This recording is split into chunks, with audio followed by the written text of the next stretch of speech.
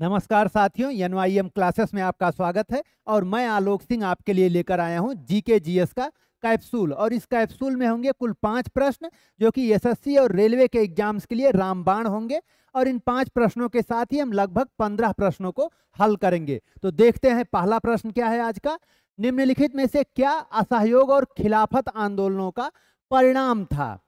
किसानों को अपने औपनिवेशिक अधिकारियों का भार उठाना पड़ा, या फिर जो है छात्र सरकार द्वारा संचालित स्कूलों और कॉलेजों में गए, या वकीलों ने अदालतों में काम करना शुरू किया, या फिर जो है मजदूर वर्ग कई छोटे बड़े शहरों में हड़ताल पर चला गया। तो इसका सही आंसर क्या है ये देखते हैं। सबसे पहले तो इसका सही आंसर होगा मजदूर वर्ग कई सारे जो है शहरों में हड़ताल पर चला गया। और ध्यान रखना है, अगर बाकी प्रश्नों को हम यहाँ पर देखें, बाकी ऑप्शंस को देखें, तो किसानों को औपनिवेशिक अधिकारियों का भार नहीं उठाना पड़ा, क्योंकि किसानों ने जो है टैक्स देने से भी मना कर दिया। तो ये जो है गलत है पूरी तरह से। देन जो है छात्र सरकार द्वारा संचालित स्कूलों और कॉलेजों में गए नहीं, उन्होंने स्कूल कॉलेजों को छोड़ दिया था। ये जो है छोड़ दिया था, तो ये भी जो है गलत है। जहां तक वकीलों ने अदालतों में काम करना शुरू किया, उन्होंने वकीलों ने अदालतों का बहिष्कार किया था, काम करना शुरू नहीं किया था, इसका बहिष्कार किया था। तो यहां हम देखते हैं बाकी प्रश्न जो है जो असहयोग आंदोलन पर या खिलाफत आंदोलन पर पूछे जाते हैं। तो सबसे पहले असहयोग आंदोलन। असहयोग आंदोलन असहयोग आंदोलन पर सबसे पहले तो यही प्रश्न है कि ये आरंभ कब हुआ। तो ये आरंभ कब होता है, इसकी शुरुआत कब होती है? आरंभ होता है ये 1 अगस्त 1920 को। तो दूसरा प्रश्न आता है कि ये असहयोग आंदोलन की समाप्ति जो है किस तिथि को हुई, किस डेट को असहयोग आंदोलन समाप्त हो गया। समाप्त कब होता है ये समाप्त होता है 12 फरवरी को, जब गांधी जी घोषणा कर देते हैं कि ये समाप्त हो गया। 12 फरवरी 1922 को समाप्त क्यों होता है? समाप्त होता है क्योंकि चौरी चौरा कांड जो गोरखपुर में हुआ उसके कारण। तो समाप्त क्यों हुआ है? चौरी चौरा कांड के कारण। चौरी चौरा पर प्रश्न किया जाता है कि ये कहां पर है, तो ध्यान रखना है चौरी चौरा जो है, ये चौरी चौरा होता है 5 फरवरी 1922 को। और कहां पर है ये? गोरखपुर में है। गोरखपुर, जहां से अपने जो है योगी आदित्यनाथ साहब आते हैं, वहां है ये चौरी चौरा। जहां पर कुछ पुलिस वालों को एक पुलिस चौकी में आग लगा दी गई थी, जिसके कारण गांधी जी ने इस आंदोलन को समाप्त कर दिया था। तो अगला प्रश्न देखते हैं। अगला प्रश्न है, निम्नलिखित में से कौन सी नदी अफ्रीका में नहीं है? कौन सी नदी अफ्रीका में नहीं है ये बताना है। नील, ऑरेंज, नाइजर या अमेजन। और सभी को पता है कि अमेजन कहां पर है।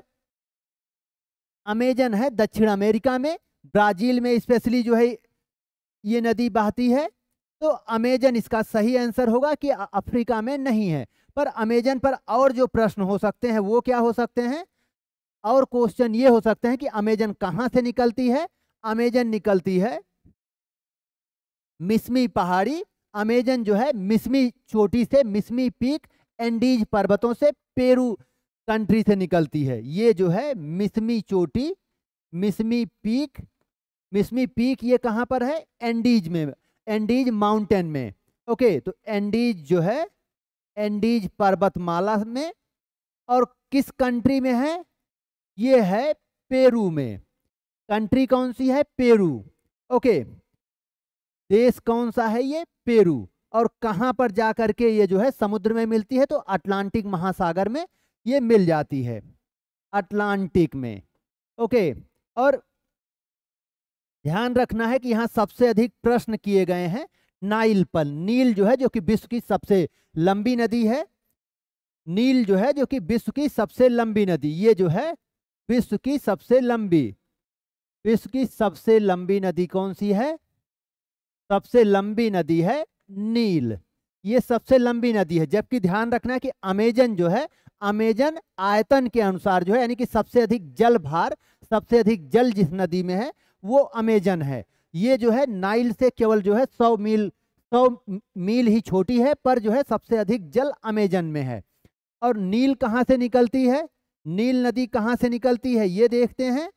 नील जो है विक्टोरिया झील से निकलती है, विक्टोरिया झील से निकलती है ये, और कहाँ पर जाकर मिल जाती है? भूमध्य सागर में, मेडिटेरियन सी में, ये भूमध्य सागर में मिल जाती है, भूमध्य सागर में मिल जाती है। जबकि अगर हम ऑरेंज रिवर की बात करें तो ऑरेंज जो है लेसेथो नामक कंट्री में ड्रेकन्सबर्ग पर्वतों से निकलती है। ये ड्रेकन्सबर्ग पर्वतों से निकलती है और कहाँ मिलती है? ये भी जाकर के अटलांटिक में मिल जाती है। तो ध्यान रखना है कि ये भी जो है अटलांटिक में ही मिल जाती है, अटलांटिक में। अगर नाइजर की बात करें, हम नाइजर की बात करें तो ये जो है गुयाना उच्च भूमि से निकलती है और गुयाना की खाड़ी में जाकर मिल जाती है। तो नाइजर की अगर हम बात करते हैं तो नाइजर गुयाना की उच्च भूमि से निकलती है, गुयाना की उच्च भूमि से, हाईलैंड ऑफ गुयाना से ये निकलती है और कहाँ जाकर मिल जाती है? गुयाना की खाड़ी में ही, गुयाना की खाड़ी में। गुयाना की खाड़ी किस महासागर में है? ये है अटलांटिक में ही।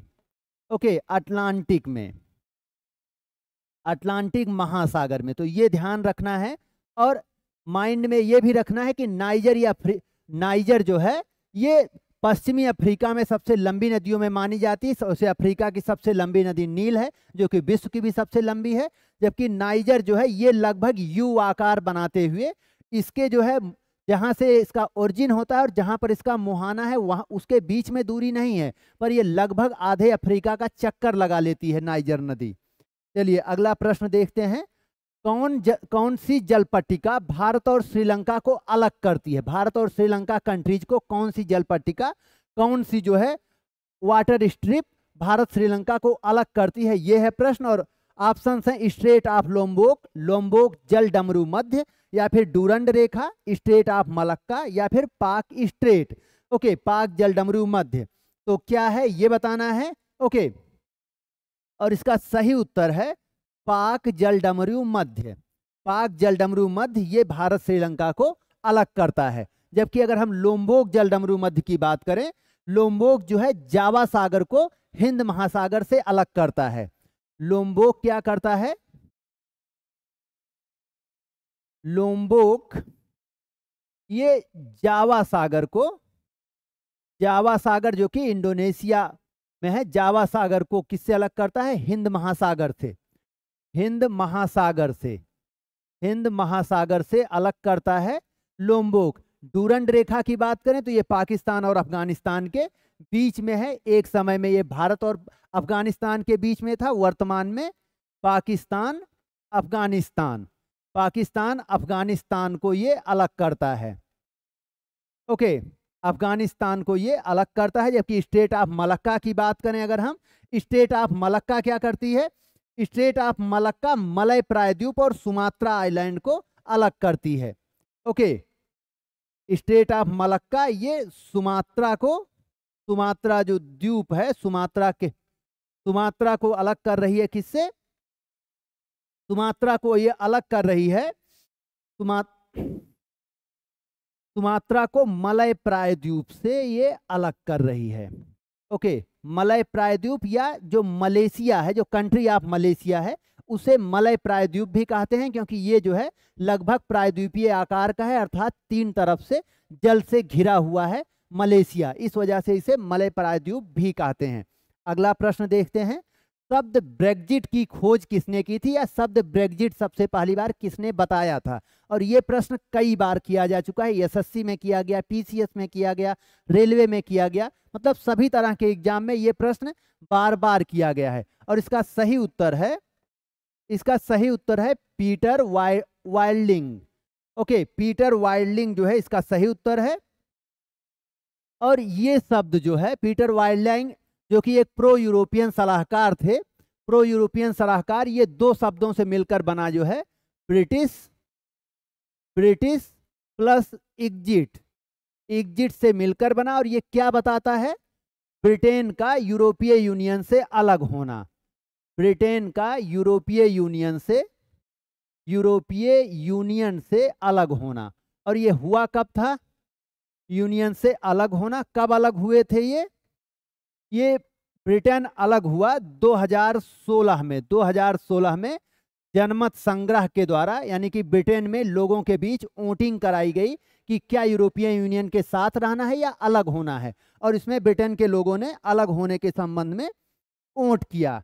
और अगला प्रश्न हमारा है, अगला प्रश्न है, यदि बिल गेट्स की बात मानी जाती तो विंडोज ऑपरेटिंग सिस्टम यानी विंडोज ओएस को किस नाम से जारी करने की योजना थी? क्योंकि बिल गेट्स साहब नहीं चाहते थे कि इसका नाम विंडोज ऑपरेटिंग सिस्टम हो, ये उसका नाम दूसरा चाहते थे। तो वो नाम क्या था? Calculator, control panel, interface manager या फिर क्लिपबोर्ड व्यूअर। तो आपको ये बताना है बिल गेट्स साहब जो विंडोज ऑपरेटिंग सिस्टम है उसको किस नाम से जारी करना चाहते थे।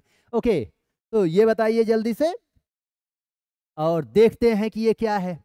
ये जो है इसका नाम है, रखना चाहते थे वो इंटरफेस मैनेजर, इंटरफेस मैनेजर।